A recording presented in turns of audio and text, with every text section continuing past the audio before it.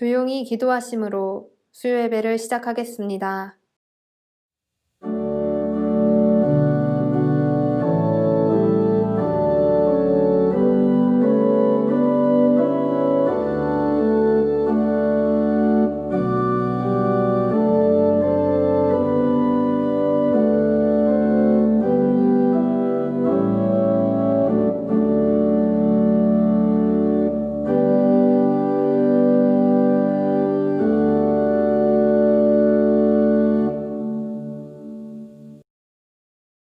찬송가 323장 다 같이 찬송하시겠습니다.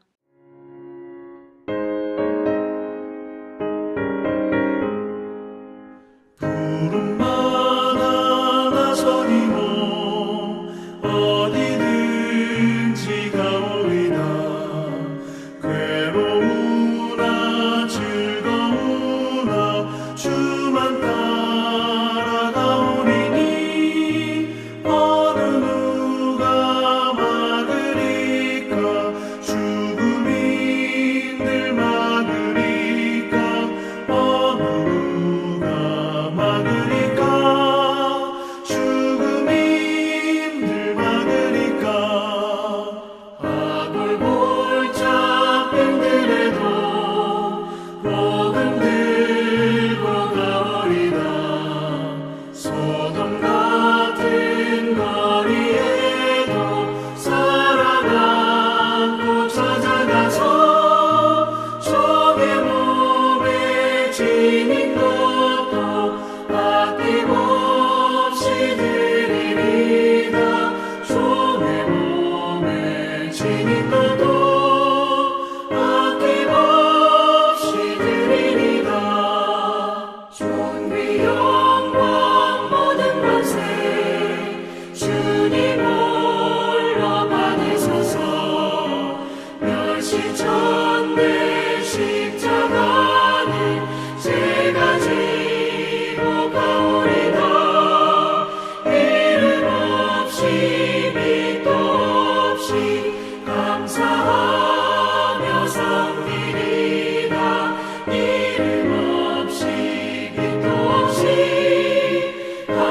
감사하며 섬기리다. 아멘.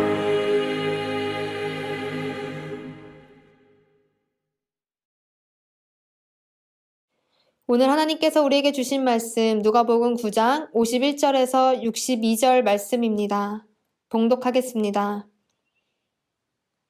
예수께서 승천하실 기약이 차감해 예루살렘을 향하여 올라가기로 굳게 결심하시고 사자들을 앞서 보내심에 그들이 가서 예수를 위하여 준비하려고 사마리아인의 한 마을에 들어갔더니 예수께서 예루살렘을 향하여 가시기 때문에 그들이 받아들이지 아니하는지라. 제자 야고보와 요한이 이를 보고 이르되 주여 우리가 불을 명하여 하늘로부터 내려 저들을 멸하라 하기를 원하시나이까. 예수께서 돌아보시며 꾸짖으시고 함께 다른 마을로 가시니라. 길 가실 때에 어떤 사람이 여짜오되 어디로 가시든지 나는 따르리이다. 예수께서 이르시되 여우도 굴이 있고 공중의 새도 집이 있으되 인자는 머리 둘 곳이 없도다 하시고 또 다른 사람에게 나를 따르라 하시니 그가 이르되 나로 먼저 가서 내 아버지를 장사하게 허락하옵소서. 이르시되 죽은 자들로 자기의 죽은 자들을 장사하게 하고 너는 가서 하나님의 나라를 전파하라 하시고 또 다른 사람이 이르되 주여 내가 주를 따르겠나이다마는 나로 먼저 내 가족을 작별하게 허락하소서. 예수께서 이르시되 손에 쟁기를 잡고 뒤를 돌아보는 자는 하나님의 나라에 합당하지 아니하니라 하시느니라.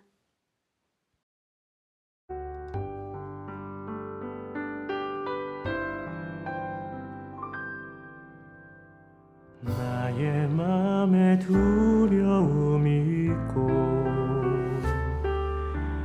근심 걱정 몰아칠 때에 주 나에게 믿 언제나 나의 피난처가 돼 주시네. 어려우니 시험 당하고 세상에서 가 가장 외로울 때 주님의 품에 거하라. 주님 나의 구원 되시네.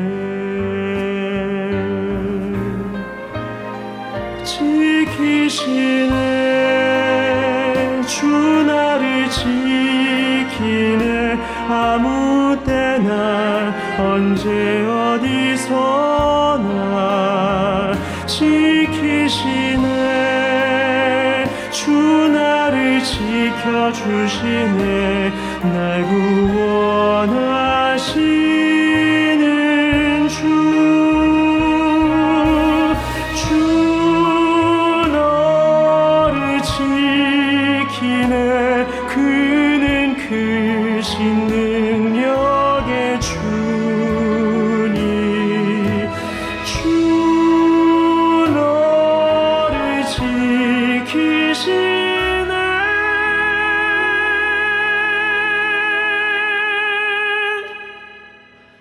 언제나 너와 함께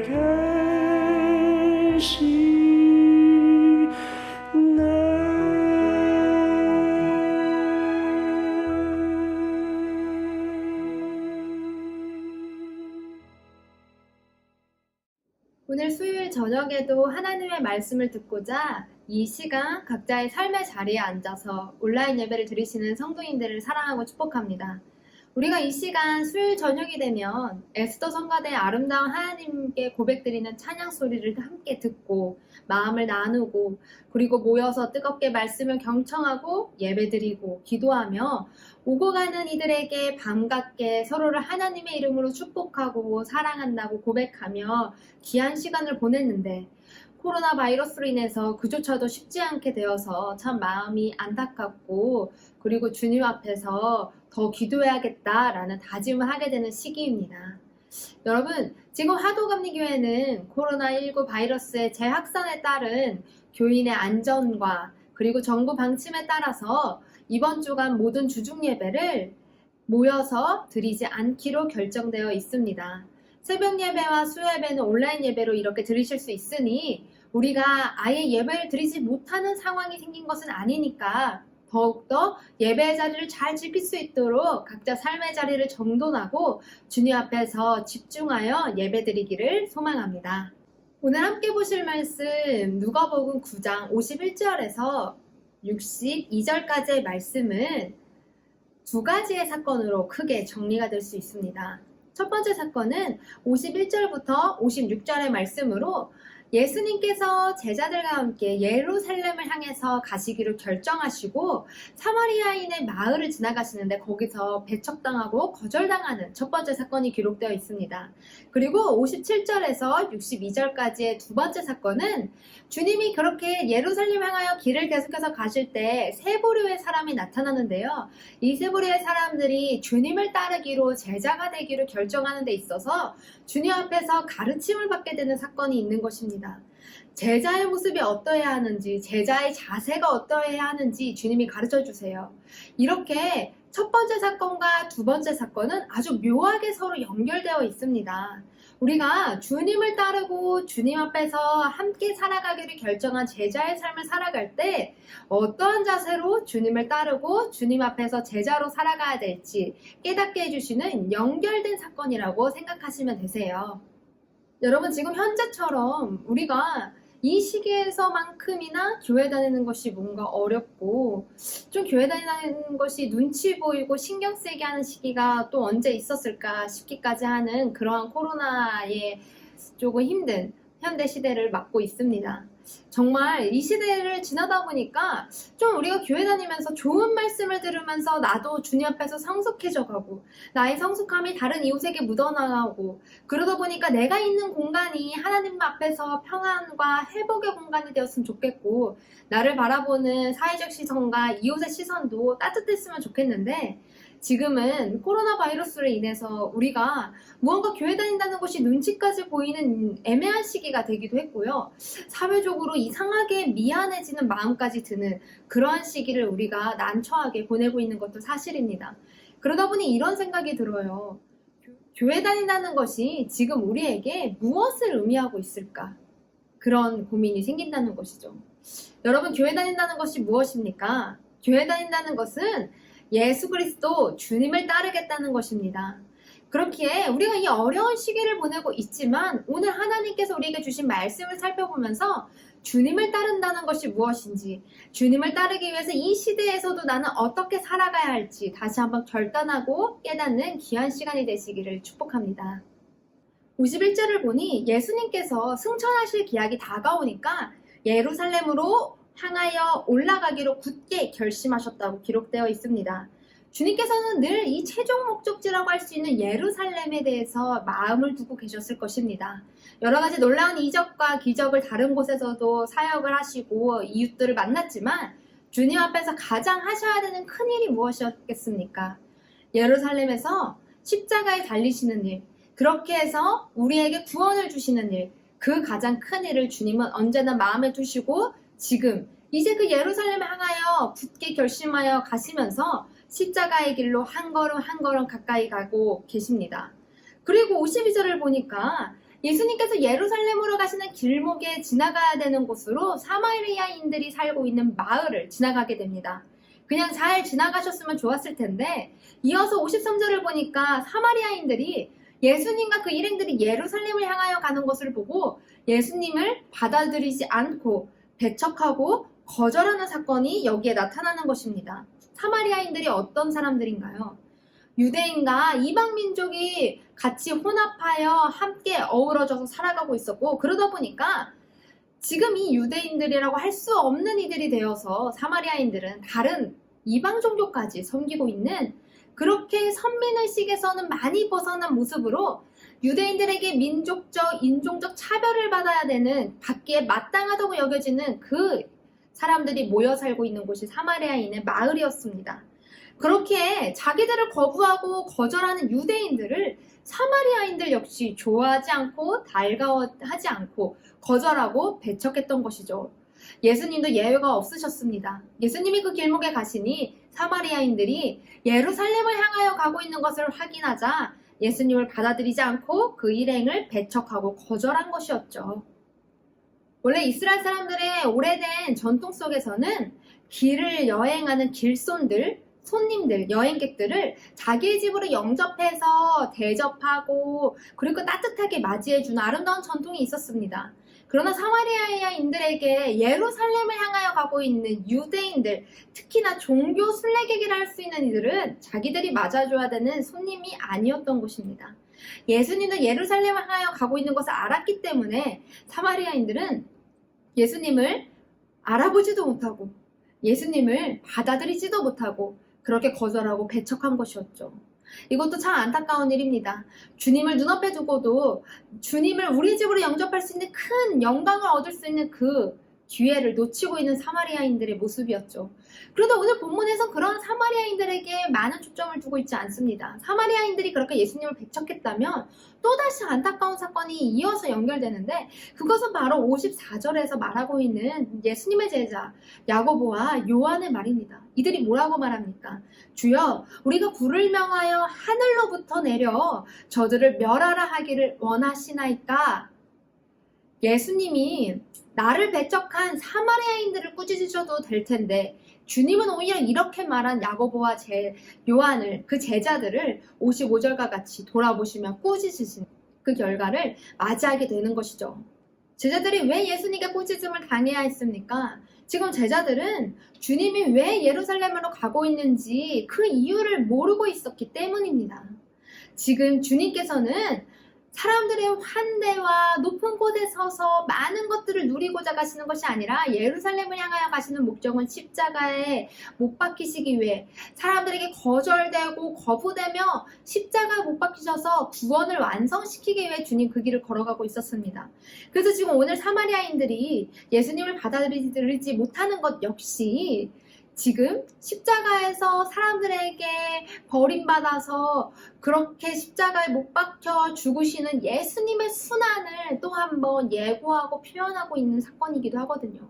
근데 제자들의 마음에는 우리 주님이 어떤 분인데 지금 얼마나 놀라운 일들을 연속해서 보여주시며 예루살렘 향해서 더 놀라운 일을 하실 그런 분인데 이분을 안 받아들여? 주님은 하실 수 있잖아요. 하늘에서 불이 내려와 저들을 불타 죽이게 그렇게 우리가 하고 갑시다 라고 이야기를 하는 것이에요. 이것이 얼마나 주님이 예루살렘을 왜 가시는지 그 사역을 알지 못하는 제자들의 어리석은 발언이겠습니까? 제자들은 사랑의 마음 또한 다 사그라지고 나를 지금 받아들이지 않는다는 저들을 원수 대하듯이 마치 복수하겠다는 것처럼 무자비한 발언을 하고 있는 것으로 예수님의 마음을 아프게 했습니다. 예수님 제자들에게 무엇을 가르치셨나요? 원수를 사랑하라 가르치시고 주님은 제자들에게 끊임없이 내가 세상을 심판하러 오신 것이 아니라 구원하러 왔다는 그 첫 번째를 더 먼저 가르쳐 줬는데 제자들은 지금 예수님이 십자가의 사역을 어떻게 감당하실지에 대한 관심보다는 내 의욕이 앞서서 내가 생각한 주님은 이렇게 해야 돼. 내가 생각한 주님은 이 정도 대접은 받으셔야 돼. 그거에 탑승해서 나도 주님과 함께 무언가를 얻고자 하는 그 욕심으로 인해서 아주 무자비하고 그리고 교만한 모습으로 주님 앞에서 함부로 이야기를 한 것이죠. 그러자 주님이 그 제자들을 꾸짖은 것입니다.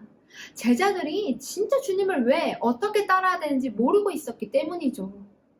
그렇습니다. 우리가 주님께서 이 십자가의 길을 어떻게 그렇게 한 걸음 한 걸음 걸어가셨는지 왜 가셔야만 했는지 그 이유와 목적을 분명하게 알지 못하면 우리는 주님을 곁에다 두고도 제자들의 이러한 모습처럼 어리석은 오류를 범하게 되어 있습니다.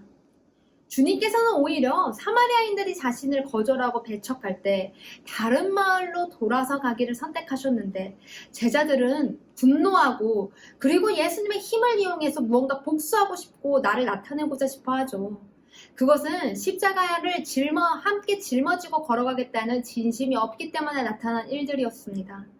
여러분, 우리가 신자로 살아간다는 것, 이 시대에서 교회를 다닌다는 것은 예수님과 같은 마음을 품어야 합니다. 예수님의 첫 번째 마음이 무엇인지 아십니까? 그것은 바로 인내였습니다. 여러분, 우리는 인내를 짊어지고 십자가의 길을 걸어가야 하는 그리스도인들입니다. 우리가 이 세상이 우리를 어떻게 평가하고 있는지, 우리가 어떠한 자세로 교회를 다니는지 여기에 있어서요, 세상이 우리를 어떻게 평가하는지보다 더 중요한 것은 그리스도인인 우리가 세상을 어떻게 바라보느냐에 따라 달려 있습니다. 우리가 세상과 흡수해서 세상에 살고 있는 것처럼 더러운 때 묻어 살아갈 수 없는 그리스도인들이지만 우리는 더 나아가서 우리가 이 세상을 배척하고 우리까지 거절하고 폭력적으로 행동해서 안 된다는 사실이죠. 우리는 예수님의 마음을 품고 세상을 향하여 기도해 줄 수 있는 인내의 마음이 있어야 하고 이 세상에서 하나님의 나라가 이루어지길 바라는 소망을 품고 인내할 수 있어야 하는 그리스도인이 되어야 합니다. 우리에게 인내와 사랑이 없어지면 우리는 어리석은 제자들의 모습만 남을 뿐이란 사실을 우리는 주님 앞에서 명심해야 합니다. 여러분, 주님께서 왜 십자가에 달려 돌아가셔야 했나요? 주님은 나 때문에 십자가에 달려 돌아가셨어야 했습니다. 주님이 지금도 십자가에 못 박히는 고통으로 우리의 인생을 얼마나 인내하시고 오래 참으시고 돌보시며 사랑으로 우리를 품어주고 계십니까? 우리가 그 주님의 사랑을 닮아서 예수님께서 지금도 걸어가시는 그 길을 함께 걸어가며 내 옆에 사람을 품어주고 사랑하고 위로하고 더 겸손하게 신앙생활을 해야 합니다. 그럴 때 진짜 주님을 따르는 제자의 모습이 우리에게서 회복되어지는 것이에요. 인내와 사랑, 이것을 잊지 마십시오. 주님께서는 그렇게 우리가 진정한 제자의 모습으로 주님을 함께 따르는 주님의 길을 걸어가는 제자가 되기를 바라십니다.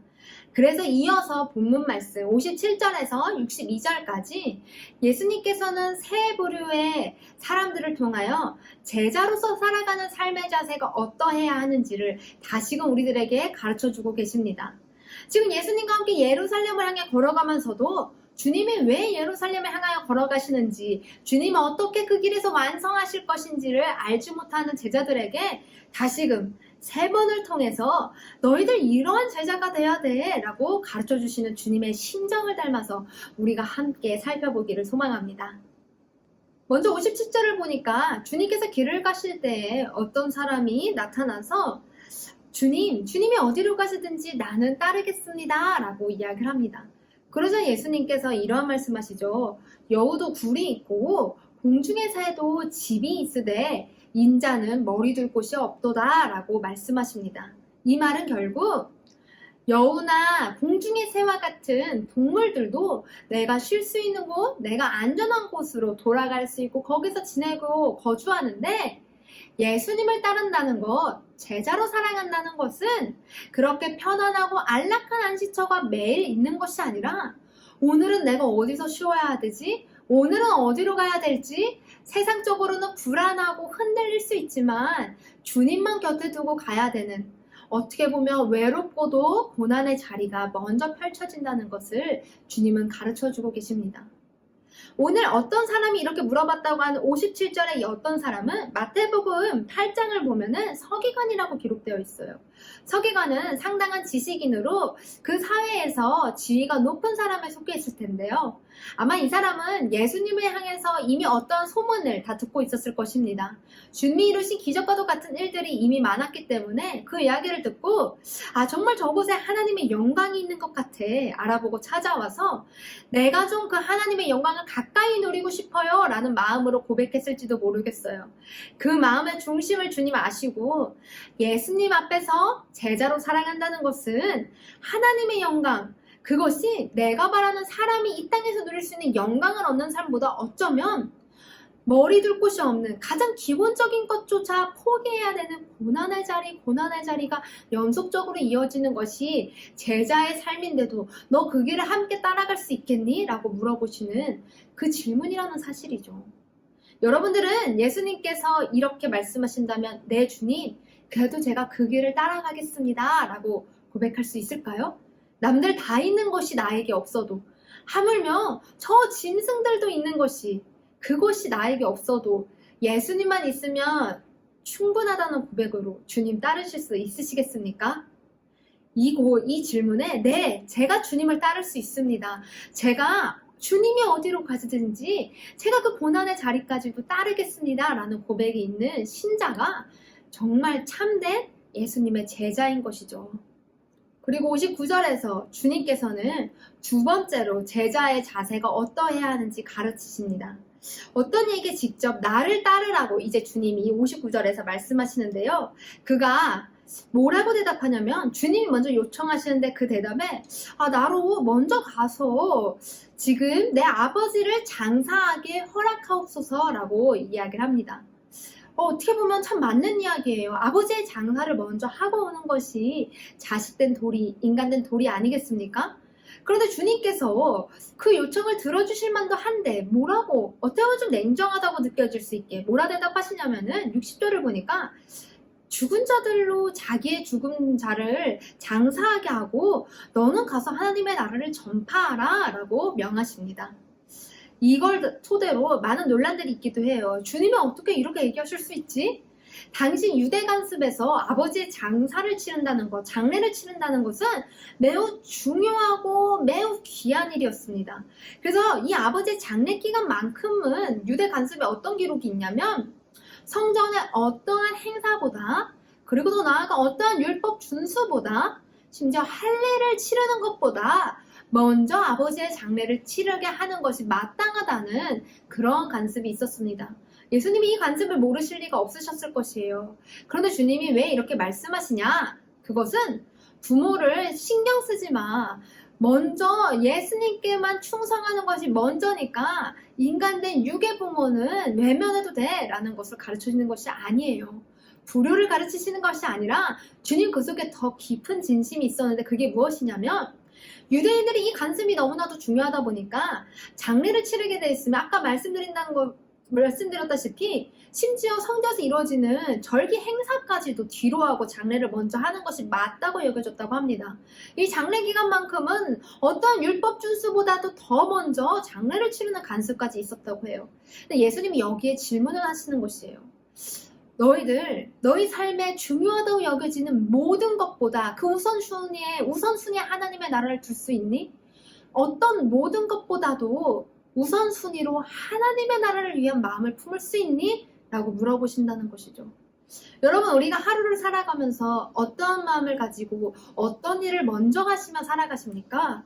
그 사건을 만났을 때 그 문제 앞에서, 그리고 그 사람 앞에서 우리는 어떤 마음을 먼저 품고, 그리고 어떤 일을 먼저 행하고 계신가요? 우리가 습관적으로, 또 아니면 여러 가지 상황적으로 하나님의 나라에 득이 되는 행동을 뒤로하고 이 땅에 젖어서 무언가 행동하고 있다면 우리는 참된 제자에서 멀어지고 있는 것입니다. 참된 제자의 삶을 산다는 것은 우리가 상황을 따지는 것이 아니라 가장 먼저 하나님 나라에 대한 소망의 사명을 품고 그 사명에 대해서 행동하고 실천하며 살아가야 된다는 것이죠. 여러분들은 오늘 하루 동안 무엇을 가장 이루고 행하고자 하셨습니까? 내가 가족의 누구로서 해야 되는 일, 내가 회사의 어떤 직위로서 해야 되는 일, 내가 어떤 관계 속에서 해야 되는 일을 뒤로하고 하나님과의 나의 관계 속에서 해야 되는 그 첫 번째 일을 여러분 지금 하고 앉아 계신가요? 우리가 그 일을 하루하루 해나가는 예배자가 되어야 한다는 사실입니다. 예수님이 바라시는 것은 모든 일의 우선순위에 주님, 하나님의 나라를 두라는 것입니다.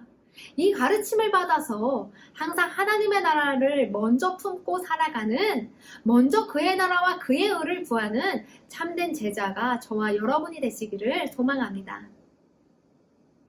마지막으로 61절을 보니까 주님을 따르겠다고 어떤 이가 말하는데 어떻게 보면 비슷한 맥락의 한 가지 말을 합니다. 그게 무엇이냐면 내가 주님을 따르겠는데요. 지금 나로 먼저 내 가족과 작별할 수 있는 인사의 시간을 허락해 주세요 주님이라고 요청을 합니다. 그러자 주님이 그 요청에 여러 가지 의미가 포함되어 있었을 텐데도 한마디 하세요. 근데 여러 가지 의미가 무엇이었겠습니까? 제자들이 되려면 주님을 평생 따라가야 되니까 집에서 멀리 살아야 하니 가족들에게 인사의 시간도 필요할 거고, 또 한편으로는 형제와 그리고 아버지에게 내가 지금 이 예수라는 자를 따르는 제자로 살 것이에요 하고 의견을 말하고 허락을 구하는 행동까지도 요구할 수 있었겠죠. 그 작별 시간의 말이에요. 근데 예수님께서 그 작별 시간을 두고 속담을 하나 말씀하시는데요. 그 속담이 무엇이냐면 62절을 보니까 손에 쟁기를 잡고 뒤를 돌아보는 자는 하나님의 나라에 합당하지 아니하니라 라고 말씀하십니다. 여러분, 밭을 일굴 때요, 쟁기를 잡고 일을 하는데 밭이 막 이렇게 좁지가 않고 되게 넓잖아요. 쟁기를 잡고 일을 하는데 계속해서 뒤를 돌아보고 주변을 돌아보고 그러다 보면은 일률적으로 반듯하게 일을 한 것이 아니라 밭이 이리저리 왔다 갔다 하면서 일이 제대로 되지 않고, 그렇게 한 사람들은 밭을 다 해치고 해집어놓고 망쳐놨다라고 지적하던 그 속담을 두고 예수님 말씀하시기를, 아니 먼저 하나님의 나라를 하기로 결정했다면 그것을 두고 갈등하고 갈팡질팡하는 것이 아니라 하나님만을 바라보며 완전한 헌신을 하기로 결단하여 나아가야 되지 않겠니? 라고 가르쳐 주신다는 것입니다. 다시 말해서 주님이 우리가 한번 교회 다니기로 결정했다면, 예수님을 따르기로 결정했다면 주님이 우리에게 바라시는 건 어느 정도 이 정도 수준의 신자로 살아가면 돼, 이것이 아니라 너는 나에게 완전한 헌신을 할 수 있니? 완전한 헌신을 해야 된단다 라고 가르쳐 주신다는 사실입니다. 주님이 우리에게 바라는 것은 이 정도만 하면 됐지의 수준이 아닌 완전한 헌신이라는 것을 기억하십시오. 예수님을 따르겠다고 고백하고서도 이 사람이 눈치 보이고 이 상황이 나에게 신경 쓰여서 여기저기 쳐다보면서 뒤를 돌아보느라 지금 예수님만 똑바로 보고 완전하게 헌신하며 나아가는 제자들이 있다면 그 누군가는 갈팡질팡하고 다른 곳을 휘저으며 예수님 겨우겨우 따라가느라 어느 날 봤더니 주님은 여기 계신데 나는 여기서 멀리 주님만 쳐다보고 있는, 먼 발치에서 주님만 바라보고 있는 어리석은 모습을 잊지 않을까요? 우리들은 온전한 헌신으로 주님만을 바라보며 주님께 딱 붙어서 주님과 함께 걸어가야 하는 신자들입니다. 이 코로나 시대인 만큼 더욱더 우리에게 필요한 것이 바로 이것입니다. 어느 정도 교회 안 나가니까, 내가 교회에서 행동하는 것이 많이 줄었으니까 이 정도, 세상이 자꾸 교회에 대해서 핍박하니까 나도 어느 정도는 이렇게 흡수하자, 이 정도만 하면 됐지 라고 생각하는 것이 아니라, 온전한 헌신을 한다는 것은 지금 이 시기에 주님이 나에게 바라는 것은 더 무엇일까? 내가 놓쳤던 하나님의 말씀을 내가 더 묵상하고, 내가 놓쳤던 다른 일을 더 말씀으로 위로하고 전하로라도 주님의 음성을 전하고자, 내가 쓰임받고자 더 노력하고 애쓰며 서로를 돌보고, 그렇게 하나님과의 관계를 끈끈하게 연결하며 주님이 나에게 바라시는 일을 계속해서 해나가는 것, 그것이 완전한 헌신이 있는 그리스도인일 것입니다. 어디로 가시든지 나는 따르리이다. 오늘 함께 나눈 우리 설교의 제목입니다.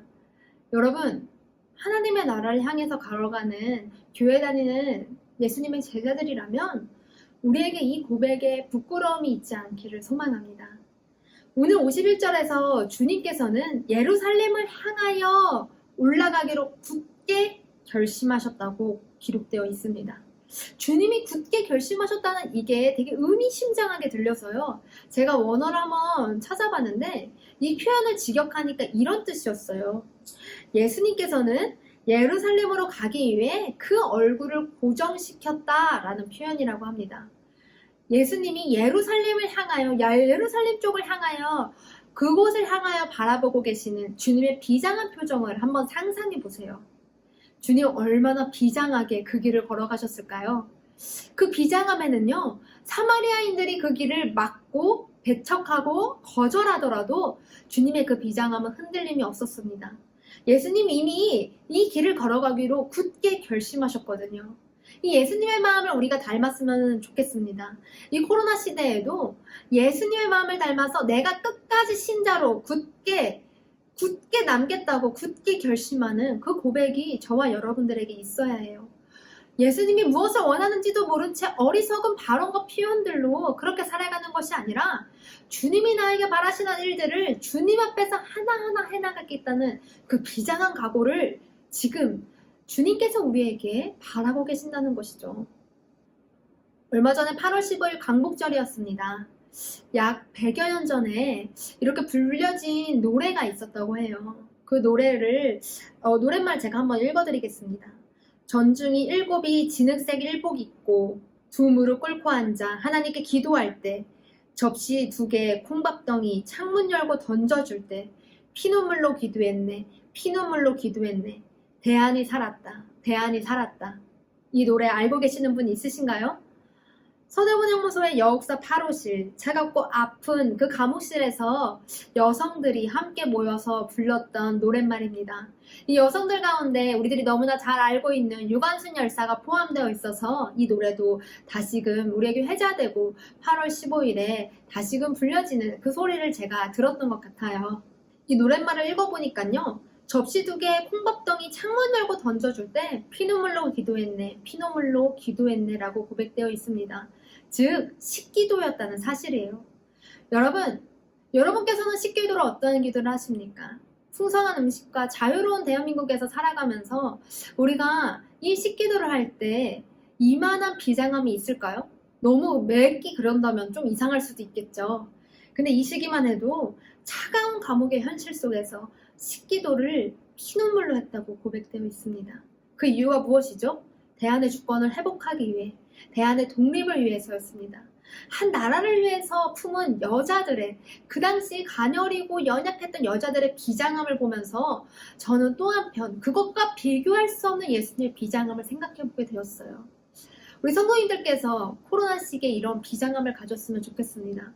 주님 앞에서 우리가 가져야 될 마음은요, 100년이 넘은 이 화덕교회에서 이렇게 믿음이 싸그러들으면 안 되지. 이 시기 더욱더 내가 믿음 잘 지켜서 생동감 있는 믿음이 있는 그 역사가 있는 화덕교회, 내가 거기에 성도로서 교인으로서 주님과 함께 살아가겠네 하는 비장함이 있으셔야 합니다.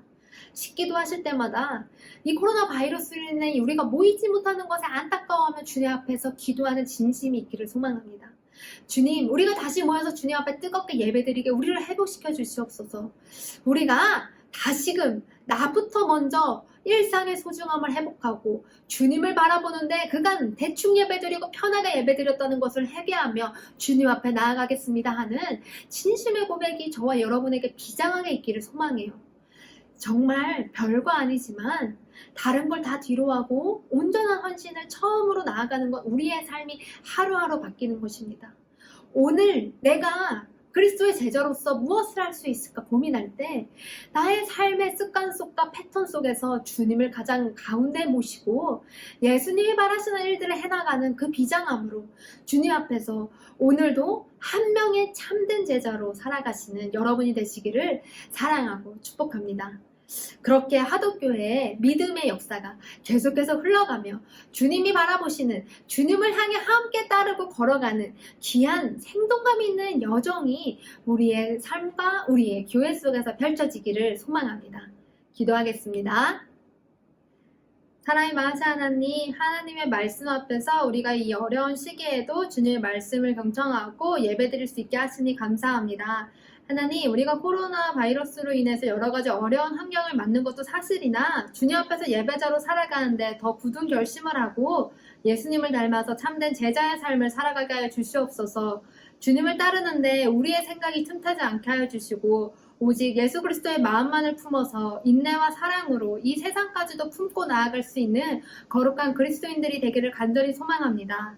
하나님의 나라를 가장 먼저 두고 그리고 하나님의 나라를 두고서 갈등하고 갈팡질팡하는 것이 아니라 굳은 결심으로 비장하게 걸어갈 수 있는 주님께서 허락하신 믿음의 사명을 완수하는 그리스도인들 되게 하여 주시옵소서.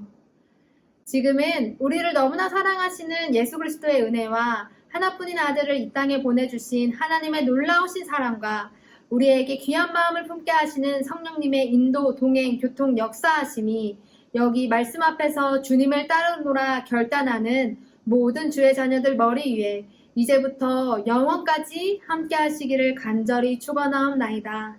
아멘.